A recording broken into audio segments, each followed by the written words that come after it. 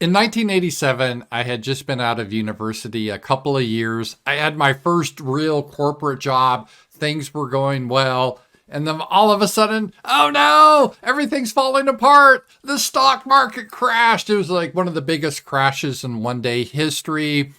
And so many people panicked because they had memories of 1929, the big crash that created the Great Depression. And while everyone at that time, 1987, they were too young to remember 1929, still there were a lot of people that their parents could remember it or their grandparents. I remember my grandparents, they lived through the great crash in 1929, and their whole lives, they would refuse to invest in stocks or anything like that. Everything had to be cash or CDs, very trustworthy, because they saw what happened. It really impacted a generation. But by the time you got to the 80s, everyone's like, oh, those people are stupid. It's time to invest, make money. And everyone was making money. Greed is good. And then everything crashed.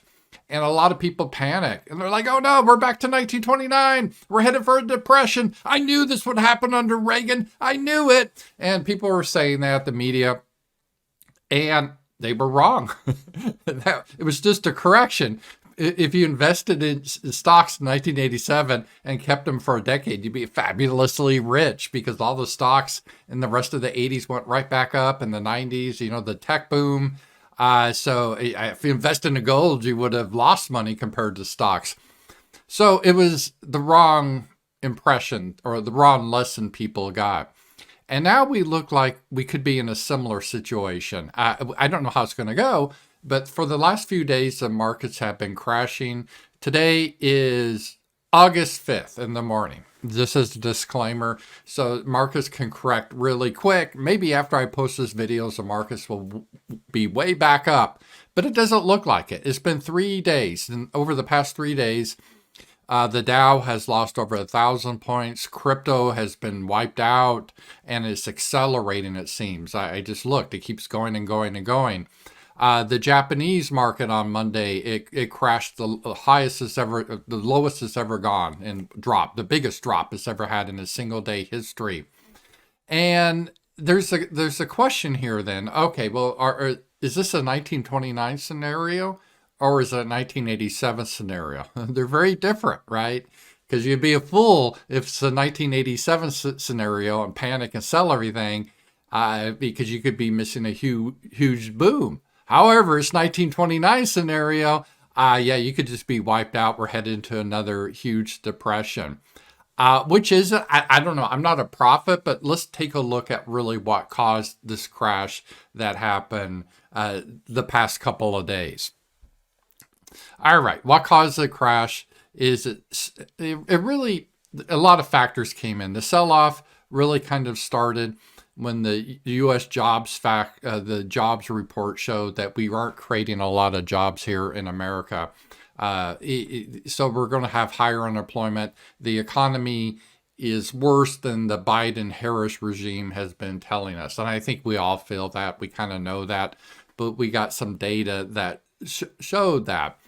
So, usually that's okay, though, for the stocks because, they're going to cut the interest rates because interest rates, when they cut the interest rates, you don't want to keep your money in dollars. You want to invest because you won't get much interest in treasuries or CDs. So you want to invest in stocks or Bitcoin. That's the theory. Then if you cut the interest rates, there's more money out there and people invest more. That helps grow the economy. And if the economy looks bad, which it does now with the jobs report, that's, they're going to be cutting the interest rate. So you invest in stocks and Bitcoin. That was the idea.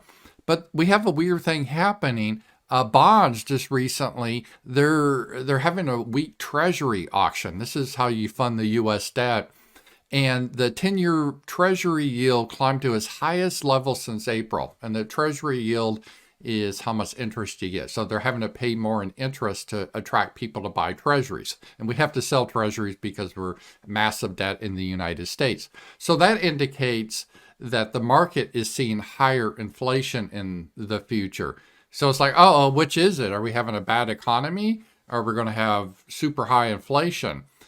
Usually it's one or the other, it's not both. If you have both, that's what you call stagflation, which we had in the 70s. And that is really the concern right now. So that happened. So we had the bad jobs report, and then how the bonds reacted were indicating inflation. So people are like, well, are they really going to cut the interest rates? Japan had, during this time, increased their interest rates because, again, they have a lot of inflation. The yen was very weak. So increasing the Japanese interest rate helped strengthen the yen. But that really screwed Japan, that was counting on a weak yen to sell their products into the United States. And a lot of the investors had leveraged their position. I mean, they borrowed money they didn't have, and now they're being called on that, so they have to sell. And so when they sell, that drops the market. And that's why we had Japan had one of the greatest downturns in history of their market. So you had that piece that it was happening with the Japanese yen issue coming in. And you combine that with the United States, we have super huge extreme debt that's accelerating. No one seems to have a plan. And this is why I think the US Treasuries are starting to demand, or the market's starting to demand, a higher yield, more interest rate, because, oh shit, it looks like inflation's still going to go up here. And so all of this comes together, but then we had added more to the perfect storm. And NVIDIA, they make chips, market chips, and they announced that their new chip was being delayed, and that created an issue with all this AI stuff, because it's like these new AI chips. Because you have to understand, we don't have manufacture anymore. We pretty much exported it. We started to do that in the 70s and 80s, but everyone was like, oh, well, that's the old economy. That's the dirty economy. We're in the information age now, right? So that was the idea. Everyone get jobs as computer programmers or in high tech. And hey, we made a lot of money. But now high tech is kind of winding down. A lot of those jobs are being shipped off to India or other places. And so what's the new big thing? And the new big thing was supposed to be AI. That's a new big thing. Everyone's going to have high-paying jobs with AI, although no one really understands what that means. And that whole AI thing is looking to be like, it could be a bust. It could be a bubble that burst. I mean, don't get me wrong. I think AI is a real thing. But is AI really going to save the economy? And people are starting to worry about that. And then finally, added to this mix, it looks like the more and more data I'm seeing is that Kamala has a pretty good chance of winning. Just a couple of weeks ago, it looked like Trump had a 70% chance. And now some predictions or some polling is showing that she's actually in the lead. And Kamala Harris was the most radical, extremist, left-wing senator we had. She was to the left of Bernie Sanders. That is not good for the economy or the United States. And she's really dumb, right? She doesn't know what the cloud is when you talk about data storage. She really thought it's something up in the air. She's just really stupid person, very extremist, radical. And, the markets could see, wait a minute, this could be a huge issue there too. If she gets in, it's not going to be good for business. It's not going to be good for America. She's going to push this equity stuff, sort of like this DEI on steroids. And so things are going to fall apart even more.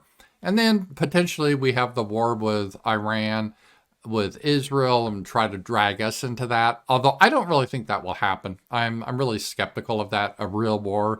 Yeah, they may fire missiles back and forth. Who gives a shit anymore about that? But a real war, I doubt it. But some people in the market may be looking at that. So the big question is, looking at all this information, is the current situation now a 1987 or a 1929, or is it something new? It's something different than either of those two. I don't really think it's a 1987 situation. That'd be nice, because 1987 was just purely a correction because the market was going up so high. People, started to sell to get the profits, and then it boomed off again. And in the 80s, because of the big tech boom, jobs were good, huge jobs. I mean, I was in the economy, the tech economy, and it just exploded, and they were American jobs. So even though we were shipping manufacturing jobs off, we were creating really high paying jobs. And it was under Reagan and the Republicans, very business friendly. And the United States was definitely a superpower at that point. We didn't have so much DEI. And there was a lot of, people were favorable to America. So that was the situation. Whereas now we have a bigger issue. We have an extreme debt. We had debt, we thought, in 1980s, but it's nothing like now. And we don't know how the economy's going down. It feels very grim at this point. What's really going to save the economy? And people are having their doubts with the AI, and the country is becoming more a third world country as we're replacing the people, the heritage Americans, people that built this country, with third world people that don't really give a shit about it. They're just trying to get whatever they can out of it. Yeah, like if Kamala's in and brings everyone in the world in just to suck off all the welfare, eventually things are breaking. It's all breaking pretty quick. And I think the market understands that. So I'm not very bullish. In 1987, you could say, it's a good time to buy. It would have been in 1987 to buy stocks, get into assets, because man, it skyrocketed. 1929, it definitely wasn't. It really scarred a generation. I don't think it's going to be 1929 just because they're not going to allow it to, deflation where no one has money.